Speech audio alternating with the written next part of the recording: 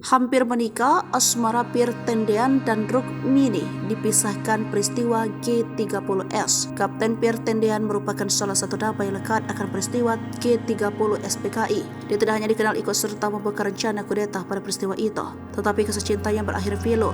Jadi sisi lain mewarnai catatan hidup sang kapten. Dikutip dari YouTube Tribun News, pada tahun 1963, Pir dikenal oleh dua orang temannya kepada Rukmini. Rukmini adalah wanita asal Medan dari keluarga penganut agama Islam yang taat. Mereka pertama kali bertemu saat Pir ditugaskan sebagai komandan Beton Batalion Seni Tempur 2 Kodam 1 Bukit Barisan di Sumatera Utara dan berpangkat Letnan 2. Ketika pertama kali bertemu, Rukmini berhasil mencuri hati Pir Tendean. Rukmini saat itu diketahui masih duduk di bangku SMA dan usianya 8 tahun lebih muda. Pada pertemuan pertama, ternyata Pir langsung jatuh hati pada karakter Rukmini. Dalam kesehariannya disebutkan bahwa Rukmini bukan perempuan yang sedang berfoya-foya, walau sebenarnya ia berawal dari keluarga yang terbilang cukup terpandang saat itu. Rukmini pun dikenal sebagai sosok perempuan yang kuat memegang prinsip. Pribadi Rukmini yang unik dan luas dalam bergaul ini meninggalkan kesan berbeda di mata Pir. Keduanya sempat menjalani LDR karena Pir harus melanjutkan sekolah di Sekolah Intelijen TNI Angkatan Darat di Bogor, Jawa Barat, penugasan kenegaraan lainnya.